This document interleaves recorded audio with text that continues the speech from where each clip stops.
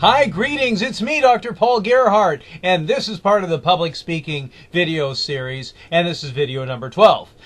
This particular video is on logical reasoning and argument. And what I like about this particular section is this is something that you could use, of course, in when you're giving your presentations to argue on behalf of a cause, or it's something that you can use in everyday experiences in order for you to help people see things your way and perhaps allow you to get resources that you need that you wouldn't get otherwise. So let's get right into it. In this video, we're going to talk about cognitive persuasion and the mostly central route. We're going to talk about evidence. We're going to talk about how we reason. We're going to talk about forms of reasoning, and that includes generalization, analogy, cause, and signs. We're going to talk about basic elements of argument, or something called the Tollman Pattern. We're going to talk about critical thinking errors and common reasoning errors. And then we're going to conclude with talking about the common argument errors out there. So let's get right in and talk about mostly central route. This is really about thinking and reasoning as a process. And it's a look further into what we've talked about earlier, logos. It's concerned primarily with evidence, rational reasoning, critical thinking, and argument. This is logical rather than psychological, and it's about emotive modes of persuasion. Organization and reasoning helps the listener really to evaluate the topic for acceptance and rejection. So the model looks something like input in, and it affects the affective, that's the mood, behavioral, the action, and then cognitive, the thinking behind it, that's the response, and then the receiver gives feedback. So we have to consider all three of those aspects when we're making a persuasive argument. So affective, behavioral, and cognitive. So in the cognitive persuasion part, that's about looking at evidence. It may be something that is observable. It could be a phenomena, and it has to be something that people perceive as reliable reports. There are major forms that you can use, including examples, testimony, statistics. You see these all the time in advertisements, right? How we reason.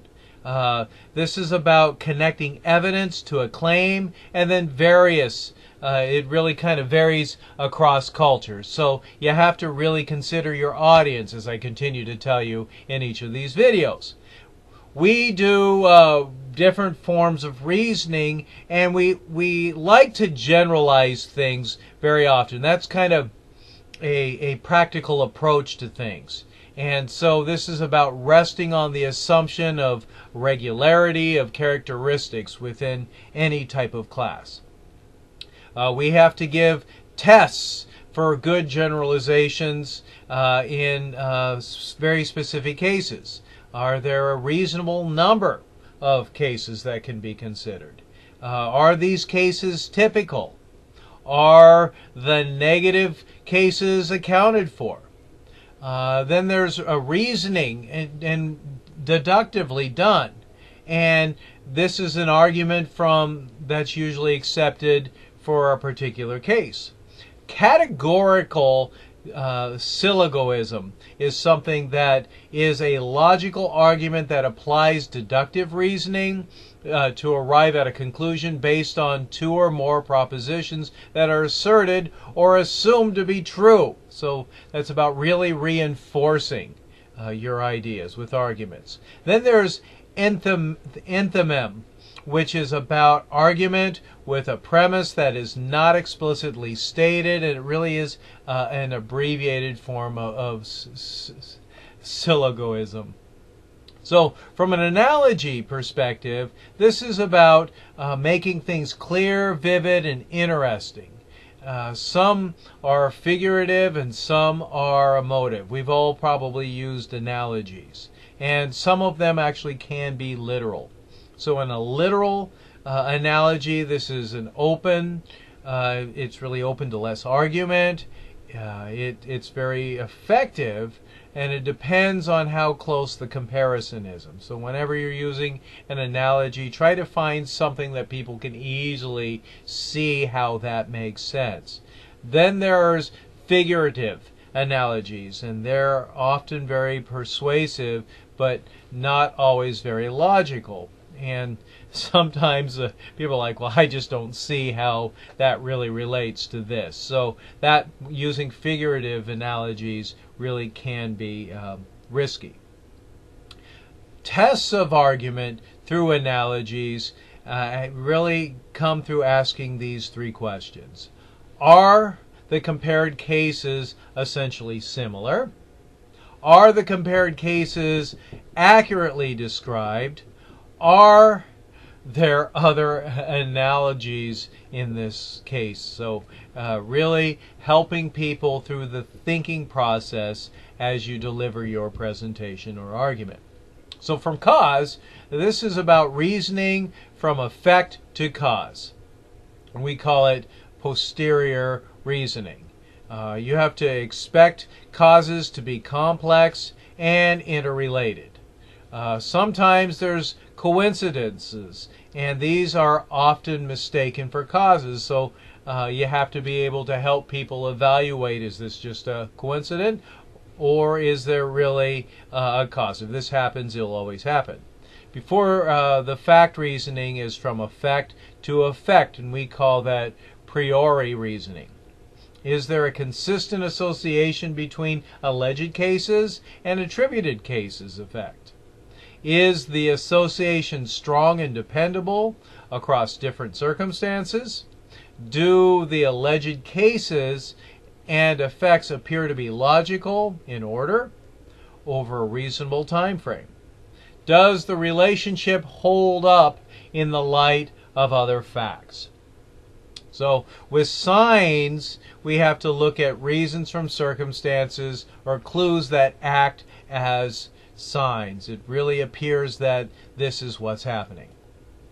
Let's talk about something called the Toolman Pattern. That's T-O-U-L-M Pattern, P-A-T-T-E-R-N.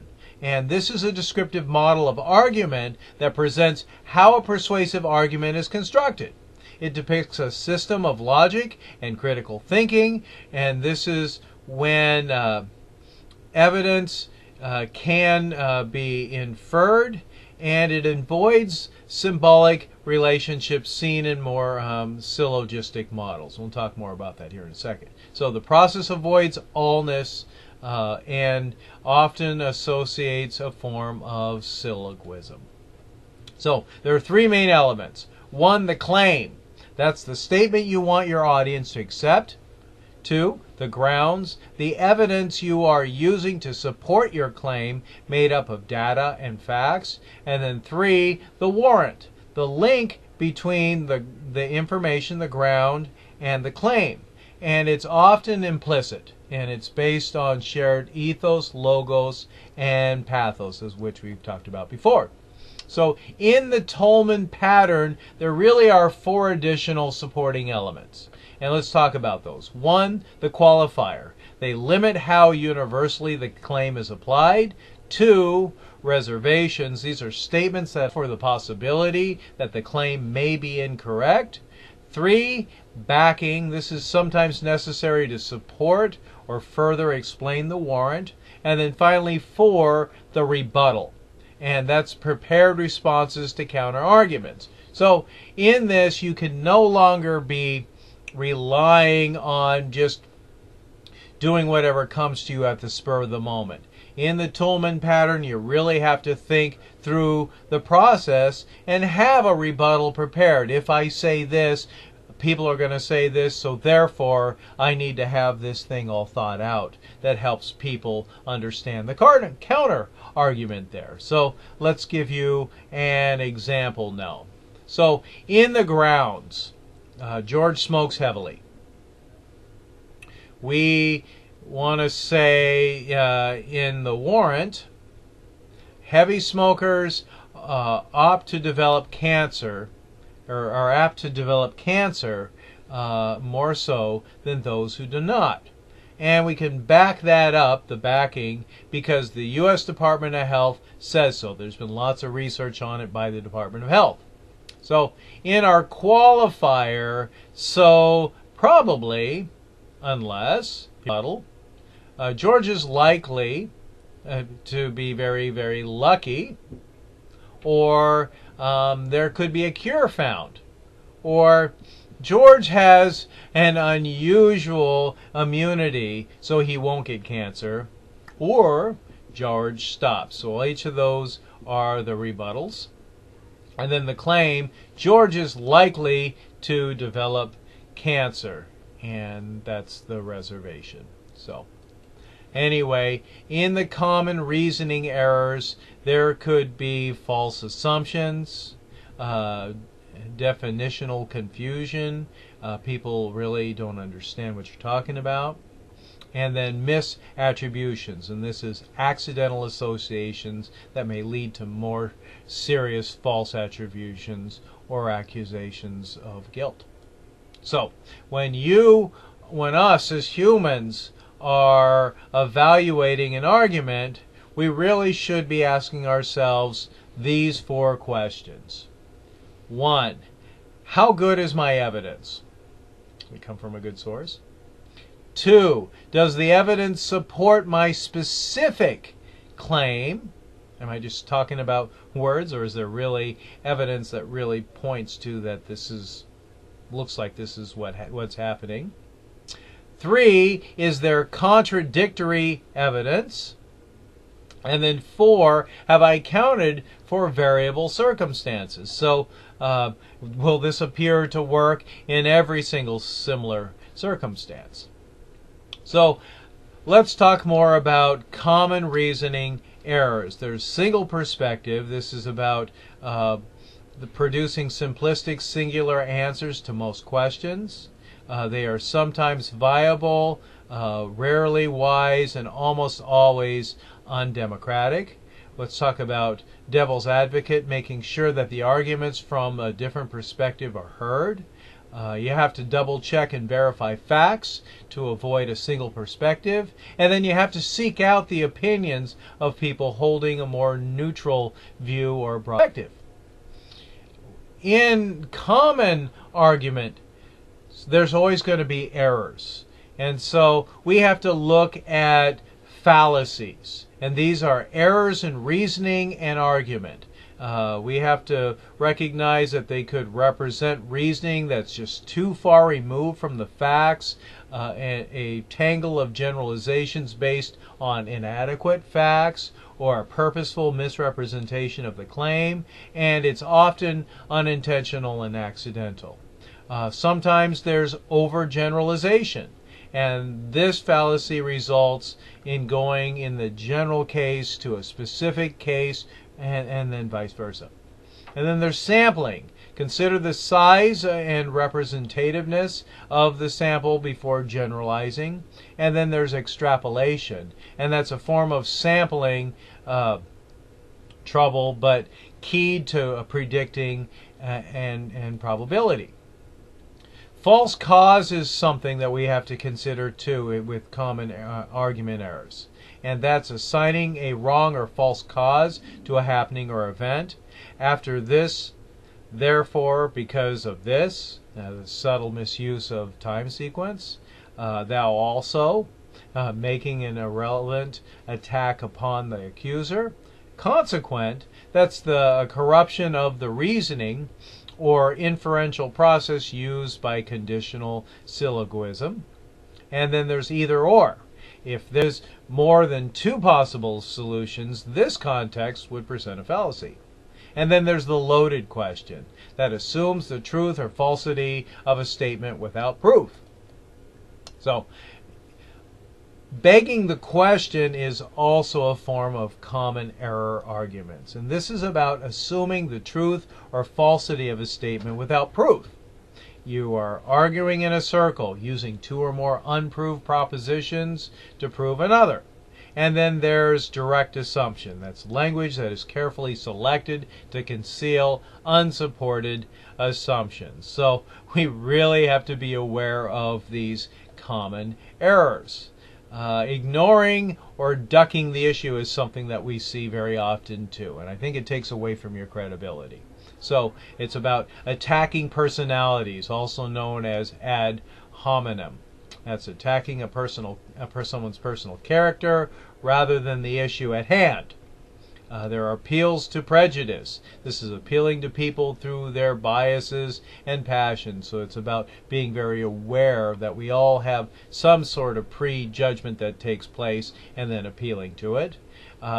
False appeal to authority. It's an appeal to authority and dignity. And then there's appeals to ignorance, hiding weak arguments by overwhelming the audience with impressive materials which they know very little about. And sometimes we see this kinds of things in marketing take place all the time. And I think that kind of erodes a person's credibility when we're ignoring or ducking the issue or attacking people or using an appeal to people's biases and passions. So we really, or ignorance for that sake. So I really think being authentic, being honest really is one of the powerful ways to get your point across.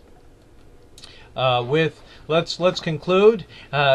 So there is a cognitive persuasion process that we are primarily concerned with evidence, rational reasoning, critical thinking, and argument. There's the useful evidence for persuasion, statements by the authorities, examples, and statistics. There are 4 basic forms of reasoning that are derived from generalization, analogy, cause, and sign. And then there's the Toolman Pattern of argument with claims, grounds, warrants, backing, qualifiers, reservations, and rebuttals.